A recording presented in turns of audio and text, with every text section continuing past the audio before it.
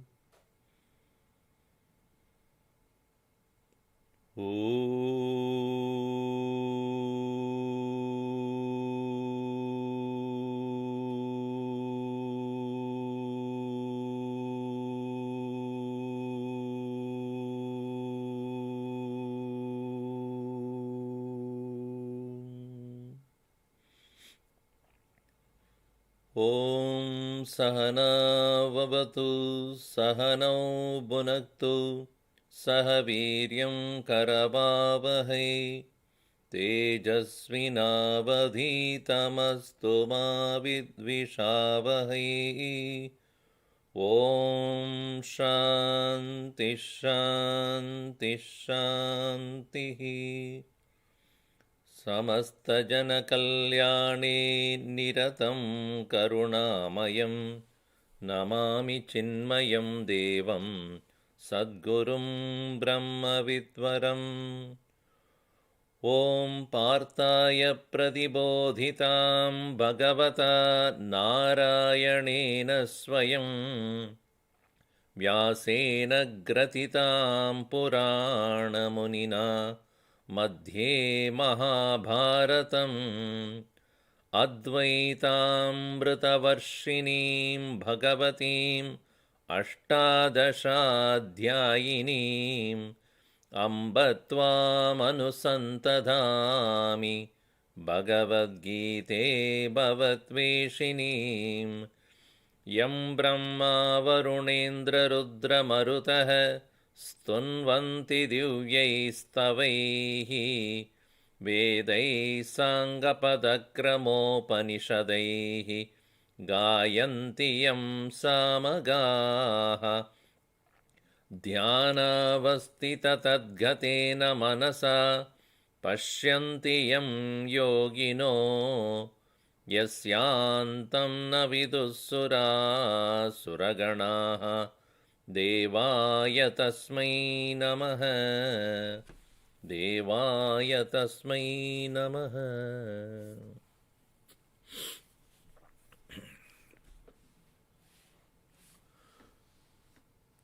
In the verse number 22,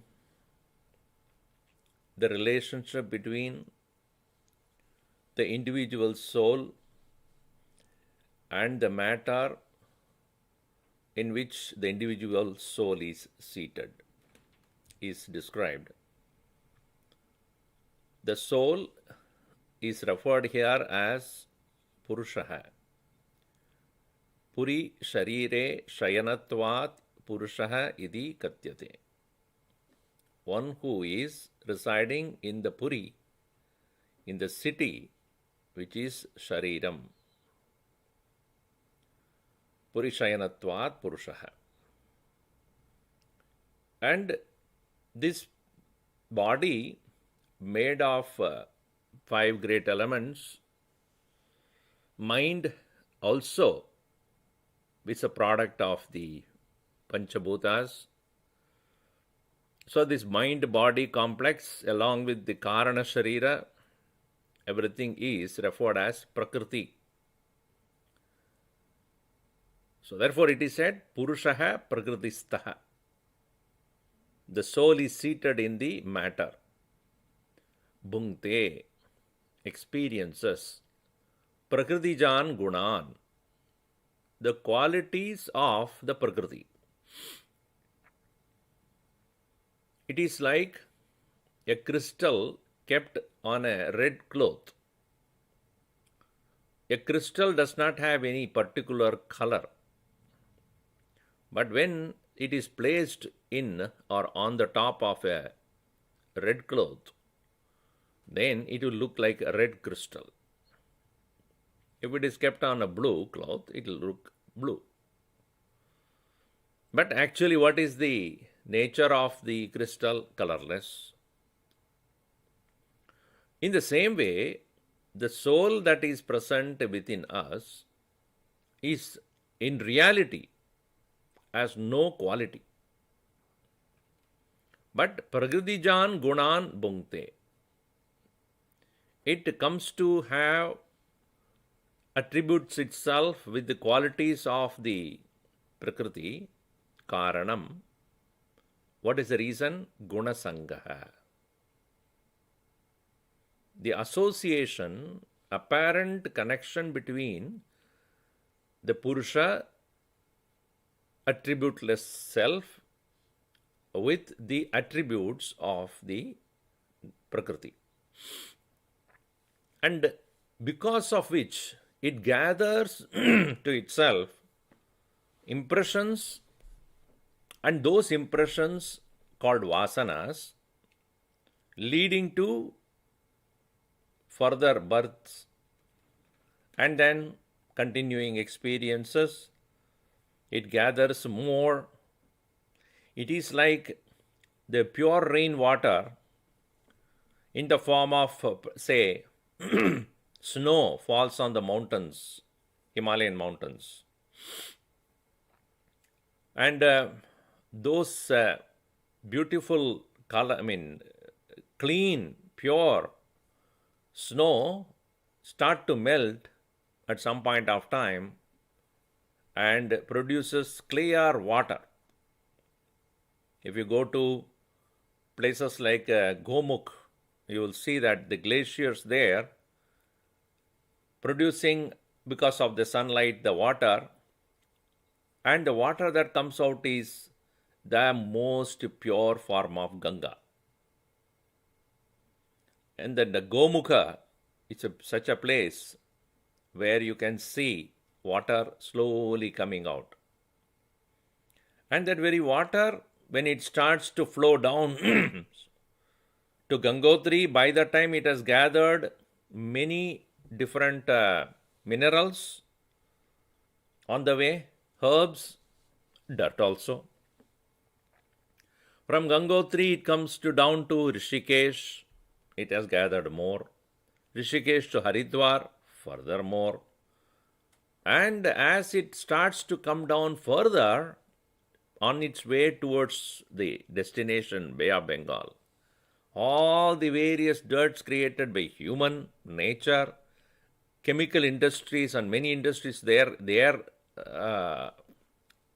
sewages are connected. Finally, when you see, when it comes to Calcutta, the color is changed to dark blue or muddy. So, the original water is so clean. It has no pollution, no contamination. In the same way, the Purusha by nature is pure. And the contamination, so-called contaminations, are the gunas. Prakritijan Gunan. In 14th chapter, we will see Sattvam Rajas Tamayati Gunaha Prakriti Sambhavaha. The Sattvika, Rajasika and Tamasika qualities are born out of Prakriti, and associated with that, Purusha Prakritistohi Bhungte Prakritijan Gunan Karanam Gunasangosya Sad Asat Yoni Janmasu. Subsequent to the gathering of these tendencies, the birth accordingly takes place, whether it is birth of human or divine beings, or it can be as low as animals and beasts and even trees and plants and birds. But the Purusha, when it is seen to be independent of the qualities of the Prakriti, what is its nature? That is said in the verse number 23. We read that, verse number 23 here. Upadrashtanumanta cha Bharta Bhokta Maheshwarah Paramatmedi Chapyuktah Dehesmin Purusha Parah Upadrashtanumanta cha Bharta Bhokta Maheshwarah Paramatmedi Chapyuktah Dehesmin Purusha Parah. Asmin Dehe, in this very body, Purushaha, the soul is Paraha, supreme. The presence of the soul in the body is, in its original nature, is the Supreme Lord Himself. But at the present moment, it is not so in all of us. It has an apparent contamination. Now, the interesting thing is he really contaminated or it appears to be contaminated? If that Purushaha present in our body, the soul is really contaminated, really polluted by the gunas, and the impurity is real, then there cannot be no liberation. There can be no liberation. If the understanding is these so-called impurities and attributes are not real but appears to be so, and it can be eliminated, it can be overcome, then and then alone there is moksha, liberation.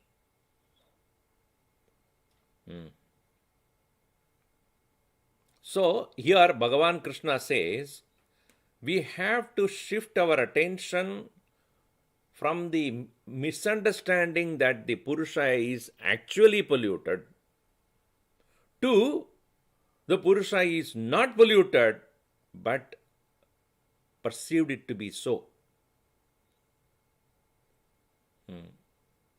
Do not start the spiritual journey of yours by considering yourself as a sinner.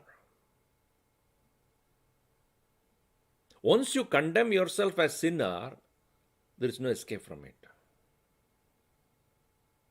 Gurudev said, when a person commits a sin, the action is sin, not the doer.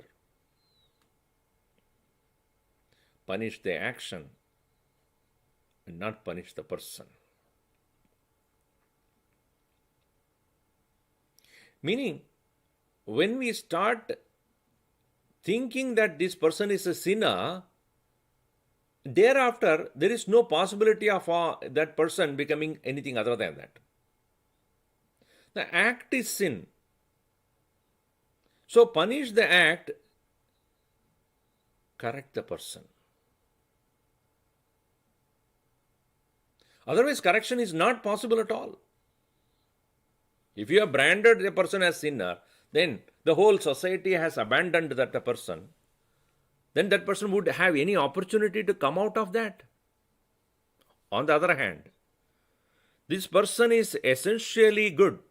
He happened to commit a particular sin, and therefore let us punish that sin by giving him certain required punishment, but only to correct that person.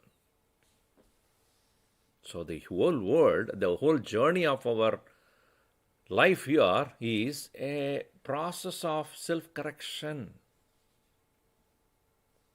Let us not condemn ourselves as sinners.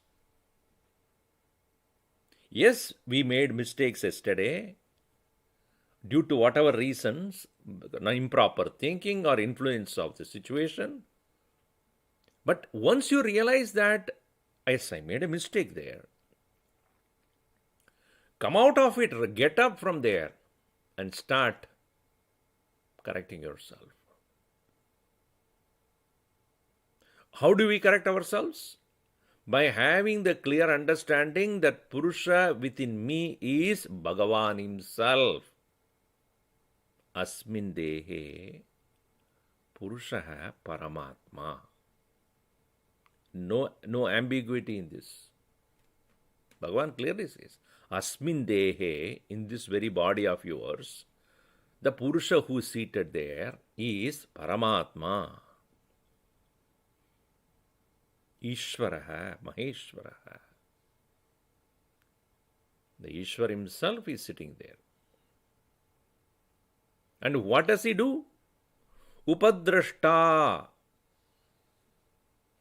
A close observer. Upa, close. Proximity. Drashta, observer. He is closely observing. See, in Mundakopanishad also it is beautifully said, a very famous verse. The two birds are perching on the same tree branch. Both look alike. One is enjoying the fruits that are there in the tree, another is just watching. Dva Suparna Sayuja Sakaya. They are perched in the same branch, looking alike, and one is enjoying the fruits of the tree. Sometimes the fruits are bitter, sometimes the fruits are sweet. So when it eats a sweet fruit, it enjoys it and looks at the one which is not doing that. Said, hey, you are missing this. The other one who is just watching, go ahead. The next one it eats is so bitter. It is suffering. At that time, again, that suffering one looks at the other one. You are saved. I know it. He is neither involved in the sweet eating of that sweet fruit nor in the bitter one. Just watching.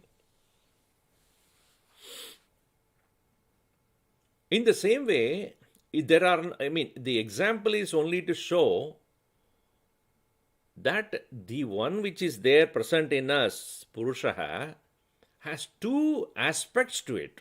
It's not two, it is two aspects. The higher, we want to call it as a higher, and the lower. The higher one is non-participant. The lower one is indulged, involved, participating. So when the one which is experiencing the various vicissitudes of life comes to realize that it is because of my mindless engagement into this that I am suffering, I have a choice to renounce this and merge to my higher nature. That is always possible. But if one does not know that there is a higher self, that one does not know that there is a pollutionless presence, attributeless presence of the self, then one will have no choice.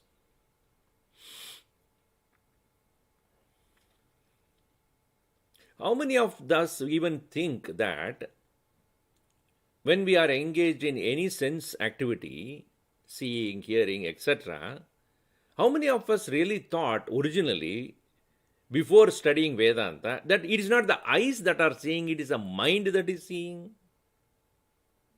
We even took an account of the mind, isn't it? Eyes want to see, ears want to listen, nose want to smell, tongue want to taste, etc. Then we realize that no, eyes are not wanting to see. It is the mind that is wanting to see. It is the mind wants to smell. It is the mind wants to taste. It is the mind wants to hear. So we understood this difference between sense organs eyes, ears, etc., and the mind. Though we have never seen it. Have you seen the mind?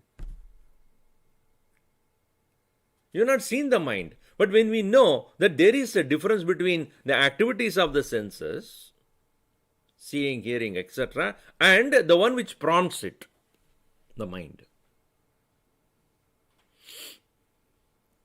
Then again, we never separated ourselves to say, oh, the thoughts in the mind are also prompted by something else. We thought we are thoughts. We thought so. Then there is the understanding, no, it is not the thought I am.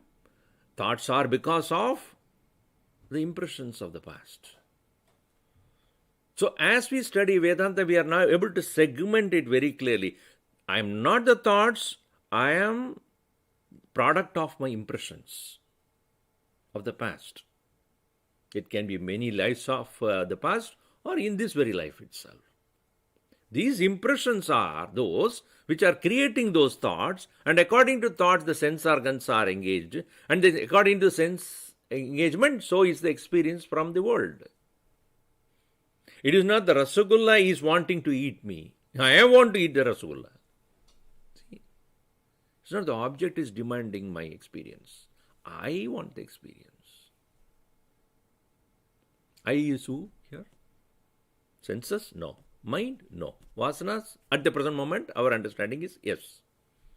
Now again, Vedanta comes to say, even those vasanas that are there cannot be active without the presence of the pollutionless Purusha. The impressions are not the nature of this Purusha. They are gathered over a period of time, and as it has gathered, it can also renounce.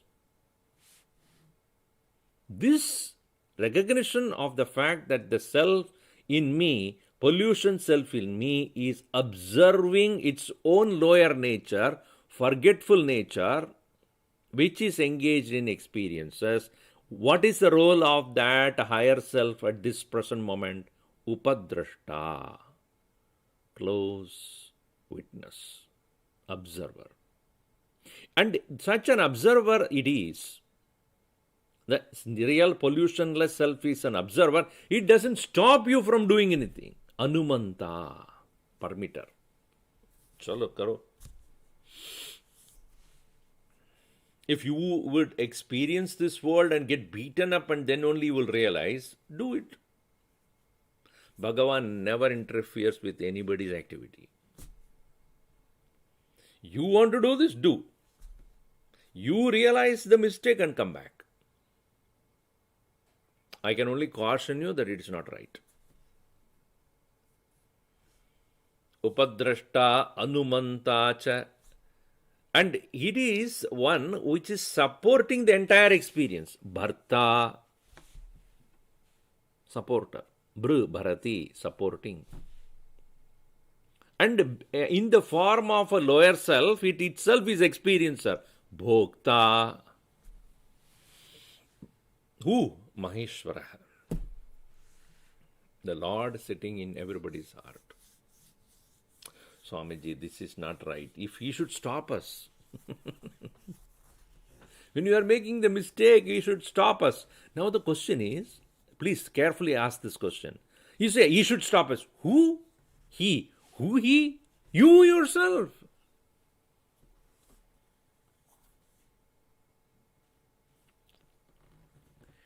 The higher in you is you, and the lower in you is also you.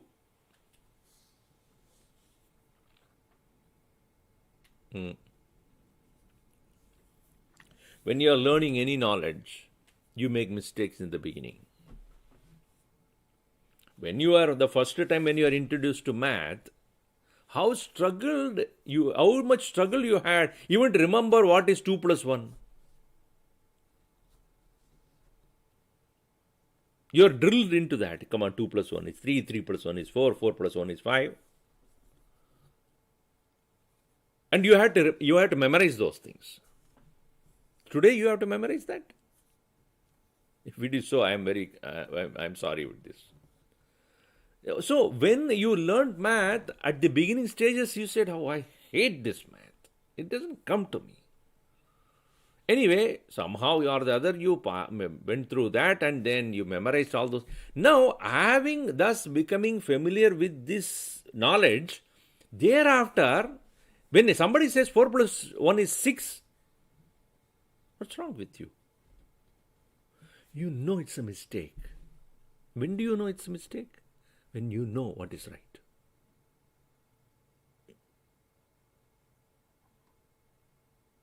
If that child at the first grade, which is told 4 plus 1 is 6, will it know that it is wrong when somebody says it? When it is said 4 plus 1 5, and that has been drilled into the head of the child, later on logically you understand why it is B. 4 plus 1 can be 5 only, not 6. Then thereafter, if somebody says 4 plus 1 is 6, immediately you know it's a mistake. In the same way, when we are exposed to the wrong knowledge, we will never know that we are wrong. When we are given the right knowledge, when the wrong happens in front of us, you will know that is not right. Who knows? You. Right? In the same way, Vedanta is trying to introduce us to ourselves. Who is real me? What I have been mistaking myself to be is not the real me. I have been making the mistake of 4 plus 1 is 6, which is what I was told, unfortunately. In the school or in the university or when I was growing up, nobody told me who really I am.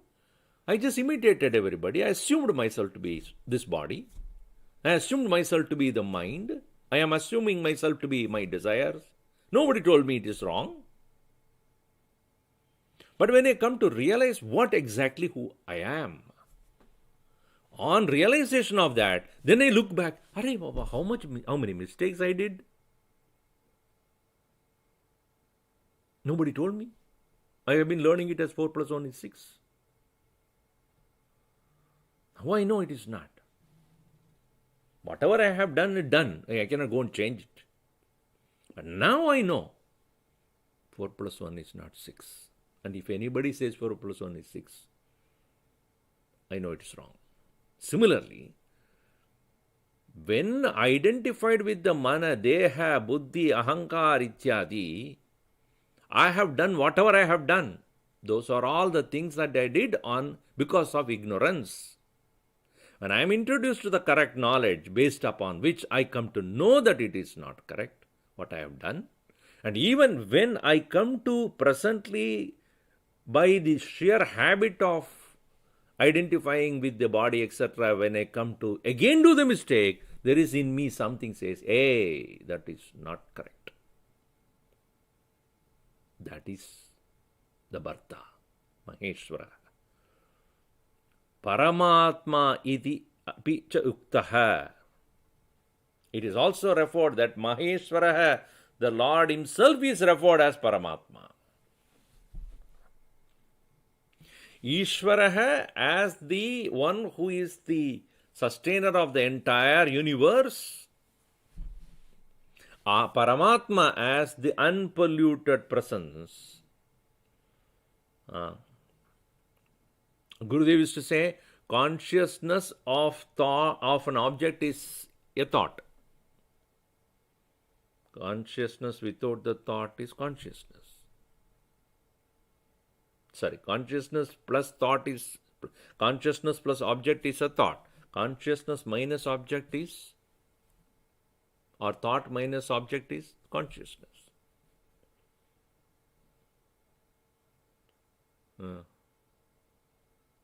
If I am aware and I am aware of something, it becomes a thought. If that aware of something is not there, the thought won't be there. Awareness alone remains. In the same way, Ishvaraha is Brahman plus the so-called creation is Ishvara. Ishvara is Brahman plus the world. Brahman plus the Maya which creates the world, in other words. That the Brahman, without that Maya, Ishvara doesn't exist, only Brahman exists. Similarly, Ishvaraha Brahma. Brahma is, when does he become Ishvara is Brahma? Ishvaraha, without the identification with the world, is Paramatma only. That Ishvaraha, without the identification with this physical body, is the same that Ishvaraha, without the identification with any of this created world. Same Brahman. Dehe asmin purushaha. In this very body, the Purusha is Paraha, the higher, the one who is a Upadrashta, constant observer, close observer, Anumanta. He allows the lower self to engage in that until it realizes the mistakes. Bharta, supporter, Bhokta, experiencer, Maheshwaraha. So, it is not that one has to search for this Maheshwara, the Lord, somewhere else. Whether you go to Buddha Vihar, or a church, or a mosque, or a temple, please understand the one who is seated in your own heart is what is represented there as a particular form of God. And that particular form of God that you worship is necessary for you to take your attention away from your individual personality. And that shift from the conditioned self, polluted self, to the pollutionless pure self is hard to achieve within yourself. Therefore, you are made to shift your attention from yourself to God in a altar of worship. That Bhagavan who is being worshipped there, decorated, and all the mantras and other things that are being chanted in front of him, etc. When you are there, you are lost. You only allow his presence. And slowly you realize the one who is there, one who is being worshipped there, one who is being adored and respected and revered there is none other than the one who is seated in my own heart. The same presence who is worshipped as God there is the same presence which is here as attributeless, pollutionless, pure, clean presence called the self, the soul.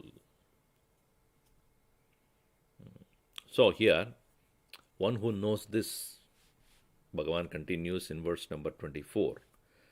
Ya evam veti purusham prakritim cha gunais saha sarvata vartamanopi na sabhuyo bhijayate. Ya evam veti purusham prakritim cha gunais saha sarvatha vartamanopi na sabhuyo bhijayate. What is the benefit of this knowledge? Always we will ask, अच्छा समझ लिया मैं, समझ गया मैं, क्या उसका फल क्या है? Always we ask, okay, Swamiji, I have learned, understood this, what is the result? See, the point is, when we learn something, we want to utilize it in a field to get a result out of it. Without that, nobody will learn any new skill. New knowledge is useless if somebody does not want to use that for his benefit. Somebody asked me, are you learning Russian? I said, why should I? I'm not going to go to Russia, or I don't have a good Russian girlfriend to talk to. I'm not pursuing anything to do with that particular language. So why should I learn?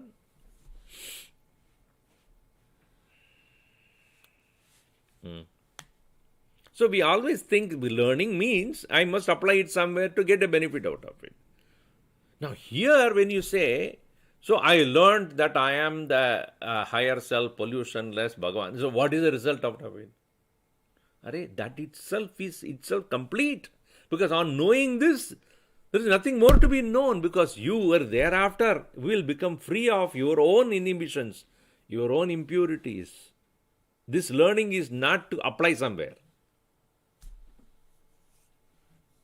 This is not for any material purpose. Now Vedanta पढ़ लिया, मैं क्या करूँ उससे? What do I do with that? That is not a correct question, because then you don't understand what it means. This knowledge, as it starts, you start understanding this, thereafter you will free yourself from yourself. The application of that is within you. It is not for an external benefit. But however, Bhagavan says, let me tell you, yaha, he who, evam, in this way, veti, knows, what? Purusham, the pure self in you, prakriti, the matter along with its qualities, gunaihi saha. Ye evam veti purusham prakritim cha gunai saha, along with all the qualities, and because of the qualities only, is constantly changing. What is the quality of any substance? An object has certain, or a thing has got quality, means what? That quality is an attribute to that. As it has the attribute, if it constantly using those attributes. So Prakriti has got three attributes, Sattva, Rajas and Tamas. It never stays in that one condition. Constantly changing. And that is how the world is. If you have a tree in your backyard, it is not going to give the flower or the fruit all the time. It will change. Don't expect it. It will be giving according to the seasons. If it is winter, there will be no leaves. Later on, when the spring starts, there will be leaves. There will be flowers. There will be fruits. And then again, it's gone. Why? Changing is the nature of the nature. You expect it not to change. That is your foolishness. Weather also changes. People also change. Prakriti. That is the guna of the Prakriti. Prakritihi gunaihi saha. So understanding the changing, constantly transforming nature of the Prakriti, and also pollutionless, pure, eternal, changeless self, Purusha. Ye evam veti Purusham Prakritim cha gunai saha. What is the result of this knowledge? Sarvata vartamanaha api. Sarvata, at all times. In all ways, in not all times, in all ways. Sarvata and sarvada. Sarvada at all times. Sarvata always. Sarvata vartamanaha api. Even engaging in this world. Vartamana means being present actively in various things, engaging in this world.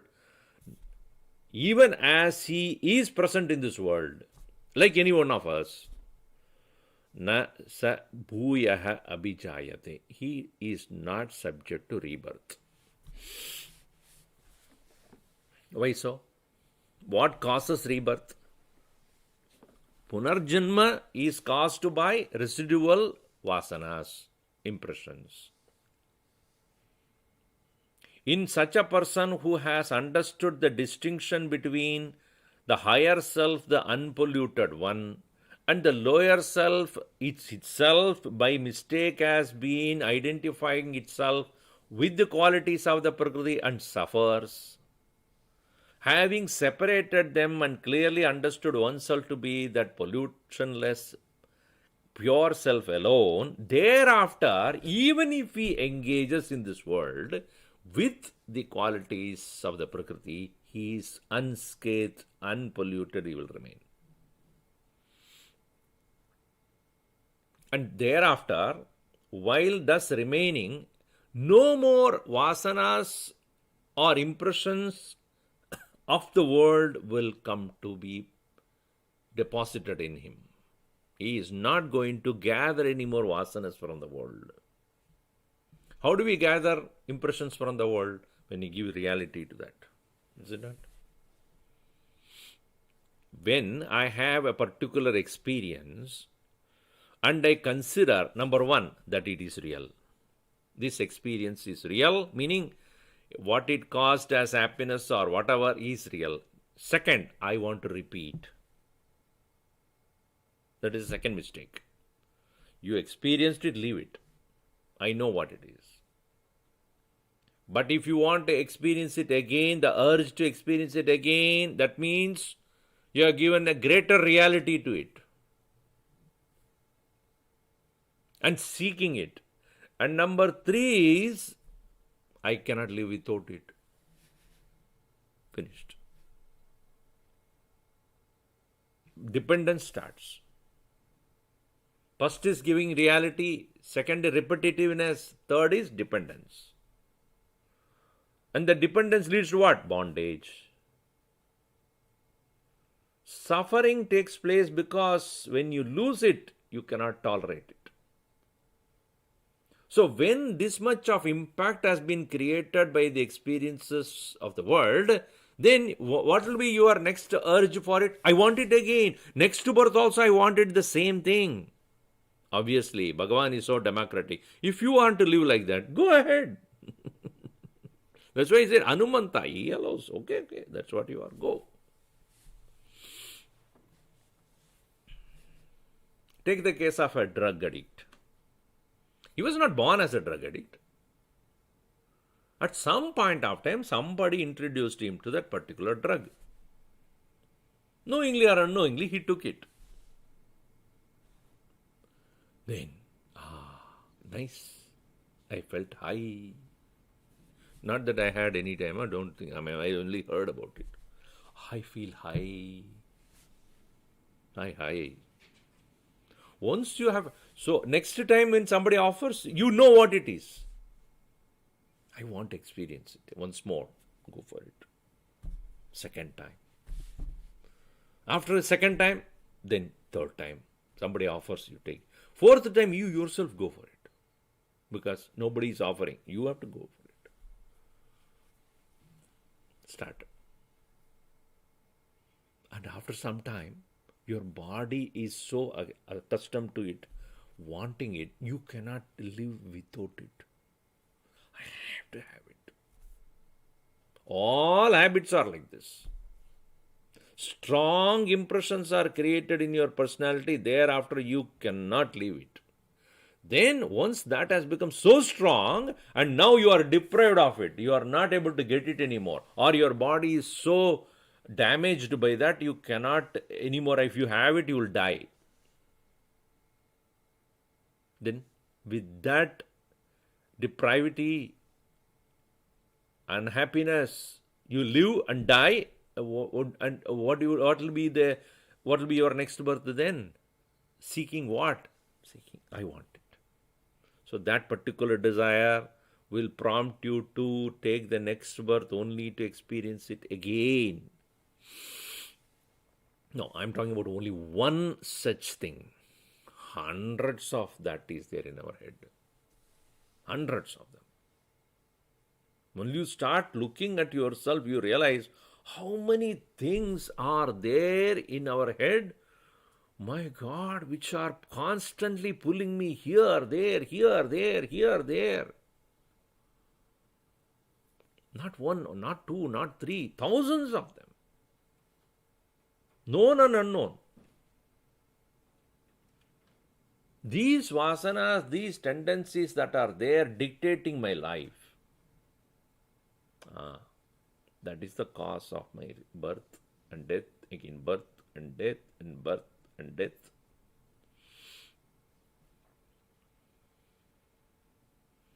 Such an individual who has realized his higher nature, ya evam vetya purusham prakritim cha gunaisaha, sarvata vartamanaha api, even as he always engages in this world, he no more gives importance or reality to those experiences of the world created due to the false notion of happiness associated with them.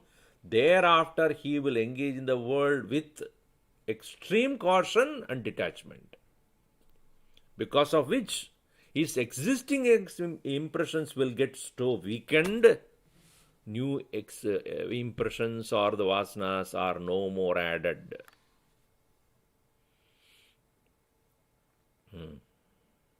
Gurudev used to say, the Ganges is pure from the start.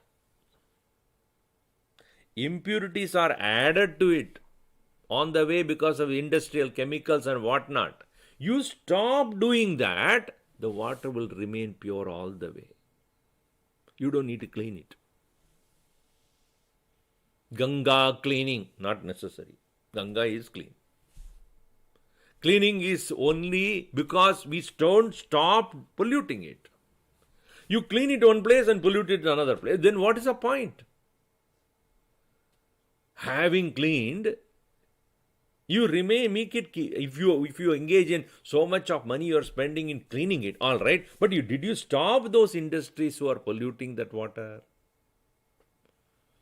If you don't, you will be constantly spending money and will not achieve what you want.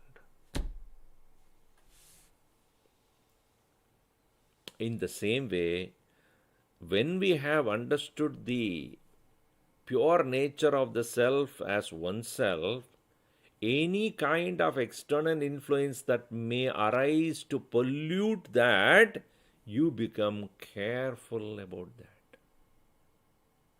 that. Being careful about not polluting your own self with unwanted impressions is called vairagya.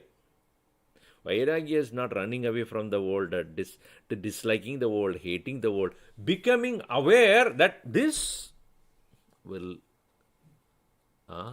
add more to my vasana list. I am trying to get rid of existing only. Why I want to add to this?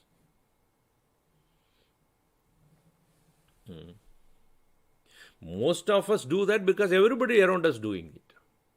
We do not have the independent thinking ability. We always are imitating. Usko paas wo pet aa gaya, wo cat she got and the dog she got, I also want. Arey, kyun? Why are you adding more bondages to yourself? That is another vasana added to it. Another bondage, another responsibility. When you know that even existing one I want to overcome, why are you adding more to it? If you are interested in losing weight, you will be aware of how much calorie you are taking it, right? If you are really interested in losing weight. When the moment you know that this is going to add more calories to me, I have a choice to take it or not to take it. Everybody is eating, let me also eat. Everybody is eating according to their body. You eat, it is going to your body, not their body.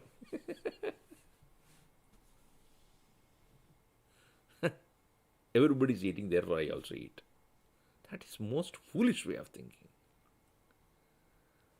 You have to be aware of what is needed to you, yourself, not what according to others. Similarly, when I come to realize my nature, the pure nature of the self, when I encounter that impurities that are waiting to be added in the form of vasanas from the world, I become aware. And thereby, existing ones are going to be weakened and eventually will disappear, and the new one would not get into my system. Such a person, na bhuyaha abhijayate. Again, he would not come back. Swamiji, is it possible to achieve this in one lifetime? Isn't that so many lives have to go through before we actually come to become clean? See, Gurudev used to say, Swami Chinmayananda used to say, it is not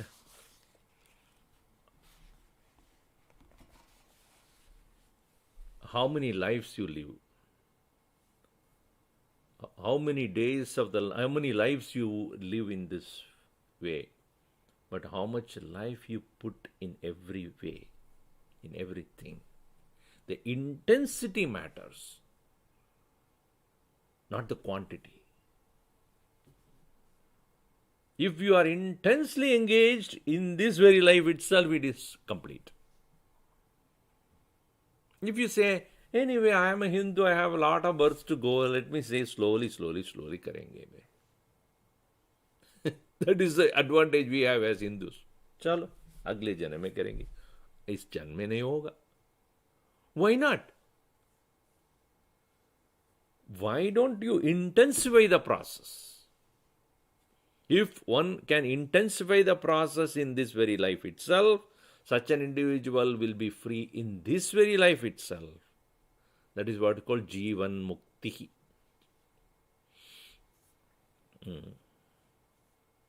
Now, Bhagavan says, I have explained to you how to think, how to understand, how to overcome, etc. Is there only one way to reach there or many ways? Is it only by the path of knowledge one can reach that pollutionless, pure self within one and realize its nature and not anymore gathering vasanas or involving in this vasana whirlpool and able to come out of the bondage? Is it possible only by this knowledge or any other means? Bhagavan says, I don't restrict you to follow only one thing. He's so clear about that.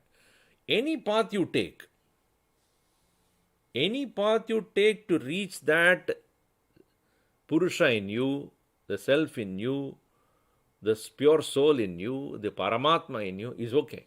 But you have to take a means to reach there. So therefore, here he gives a list of possible ways of reaching there. Verse number 25. Dhyanenatmani pashyanti kechidatmanamatmana anye sankhena yogena karma yogena chapare dhyanenatmani pashyanti kechitatmanamatmana anye sankhena yogena karma yogena chapare.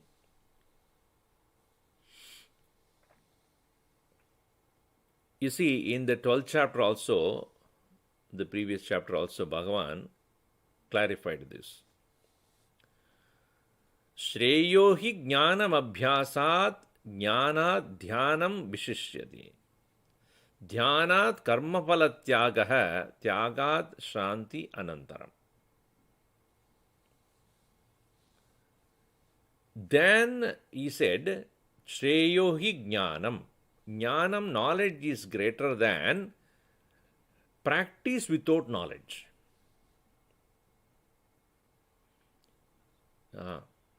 Somebody asked you to do and you keep it repeatedly do it.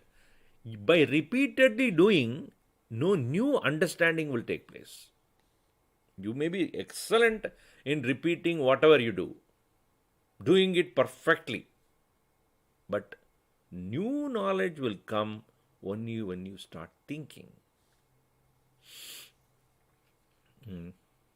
As I said, give the example. Your teacher says 4 plus 1 is 5, 5 plus 1 is 6, 6 plus 1 is 7. You keep on repeating it, you will definitely pass the exam. But when do you come to know that 133 plus 1 is 134? You use the logic. If 1 plus 1 is 2, 2 plus 1 is 3, then 2445 is plus 1 is equal to 2446. You applied it. You applied what? The same logic, if this works true, and there also it must be true. That is what is called jnanam. Otherwise, it is called abhyasa. Repetition is abhyasa. Thinking and doing it is jnanam. So here, there in chapter 12, he says, Shreyo hi jnanam abhyasat.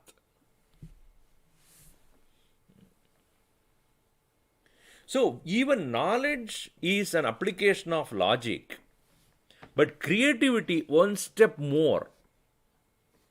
Different way of thinking. You are asked to do something, you keep doing it. You start independently thinking, you improve it.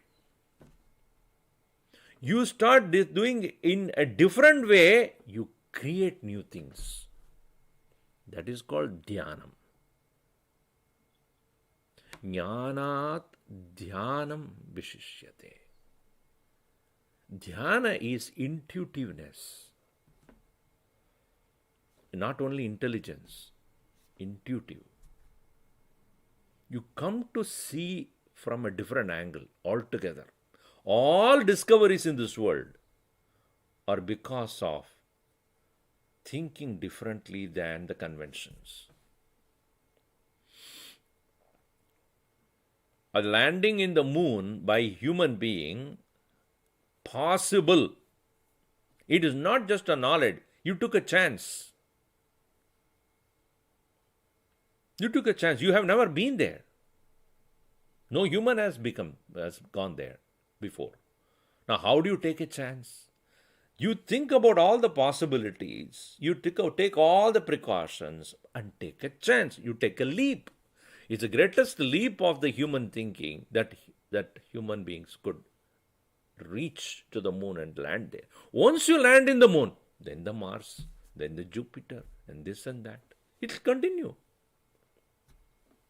If you had hesitated, if one has hesitated to do that leap is called dhyanam. If you hesitate to do the leap, you will remain the same thing. You may be intelligent. You may apply all logic, but nothing new will come out of you. Logic doesn't create new things. Logic confirms what you're doing. New things to happen, you have to stand outside the box, come out of the box.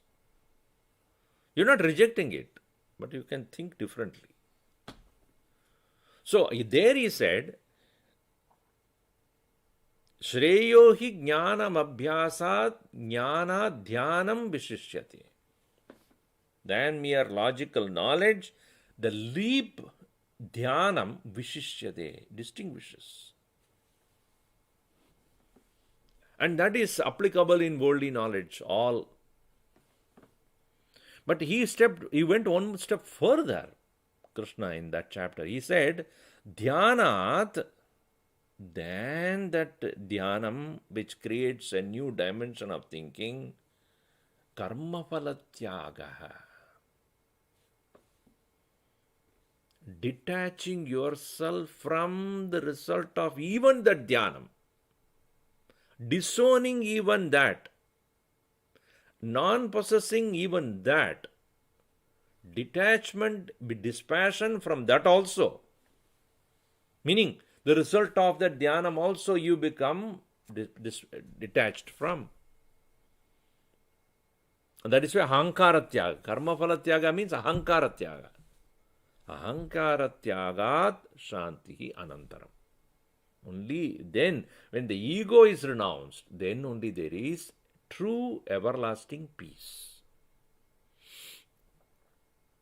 That is how he explained it in the 12th chapter. Now here, Bhagavan says, there are many ways to reach the Purusha. Some people walk the path of dhyanam. Dhyanenatmani pashyanti.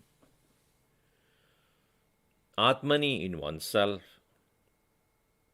Atmani kim pashyanti? Atmani atmanam pashyanti.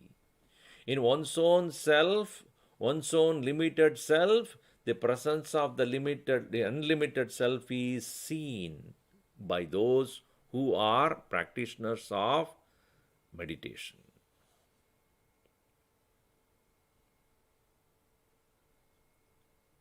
See, meditation where an individual is able to withdraw the activities of the senses and the mind from the world and is able to quieten himself. When the sense organs and mind are kept quiet, then there is the glimpse of awareness experienced.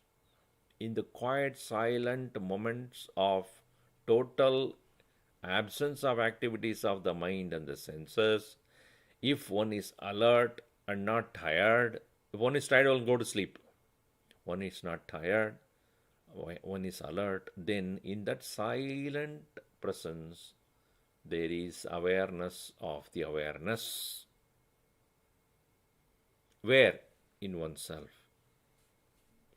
Dhyanenatmani pashyanti kechit atmanam atmana. Atmanam of the self, atmana by the self, meaning the lower self called the mind, etc., will come to discover it's the presence of the higher self. The word is used atmani, atmanam, atmana. See how he's used it. Kechit atmani in oneself, atmanam the higher self, atmana with the lower self. Pashyanti, they see. So one method is the method of withdrawal from the world, the withdrawal of the senses and the mind, and then come to see it in oneself. Anye, others, Sankhena Yogena, with the use of or with the method of discriminative knowledge. Sankhya Yoga means Jnana Yoga. With the use of that knowledge, because the knowledge that exclusively clarifies and distinguishes what is the polluted self, which I am right now, and within me alone is the one who is unpolluted one, uncontaminated one, in whose presence alone the so-called polluted self is functioning. It is an observer, as earlier said, Upadrashta, Anumanta, Bharta, Bhokta, Maheshwaraha, Paramatma iti cha api yuktaha, Dehesmin Purushaha Paraha, Saha evam ya evam veti Purusham Prakritihi Gunaihi Saha Sarvata Vartamanaha api Nasa Bhuyo Vijayate. Even as he engages always, his identity will remain as the higher self. Such an individual is not necessary that he has to sit in one place and do meditation. Not that he is not allowed, he doesn't need to. Why? Because he is vartamanaha, he is engaging in the world, but not polluted, not affected, not contaminated by the vasanas. That strength of the knowledge will safeguard him, shield him there. But somebody would say, no, let me leave the world for a while, let me exclusively pay attention, because I don't want any of those disturbances to take place while I am engaged in this. Dhyanam. So dhyanam here is an exclusively staying in isolation and knowing the self. Jnanam is on the clarity of thinking, one even engages in the world, is there only. Dhyanenatmani pashyanti kechitatmanam atmana Anye Sankhena Yogena. Then the third category is Karma Yogena Cha Apare. Apara, others. Karma Yogena. Here, Karma Yoga should be understood Karma Palatyagena. Karma Yoga is incomplete without Palatyaga. Unless one is ready to renounce the results, karma does not become Karma Yoga. Karma becomes Karma Yoga only when one has practiced the action without attachment to result. If he is attached to result, then it is only karma. So when is he able to remove the result or remove the anxiety of the result, knowing very well that this action is not meant for achieving anything here. It is only for keeping my mind with the Lord. To whom I am doing the seva. Bhagavan himself is the world. Jagada Ishadi Yukta Sevanam. Jagada Ishadi Yukta Sevanam. Diyukta Sevanam. It is not merely action or doing a seva, because that is a difference between a service and a seva. A service is no doubt helpfulness. Seva is helpfulness plus devotion to God. There are many different people who do community services. Not necessarily they will have devotion to God. I am helping this person, helping that person, etc. You do. But there is no necessity that such a person must have devotion to God. But when that service is associated with love for God, then and then alone it becomes seva or karma yoga. And how should one have the love for the Lord? Is it somebody sitting there and dictating, telling you to do it? That love for the Lord is functioning through me. He is doing it, not me. He is doing the helping of this person, and I'm only an instrument. Ego is lost there. That is called karma palatyaga. And such a person also will reach the same point. More of it we'll see in the next class, and also more details about other means also he is giving to reach there. Om Sarve Bhavantu Sukhinah, Sarve Santu Niramayaha, Sarve Bhadrani Pashyantu, Ma Kaschid Dukkhabhat Bhavet.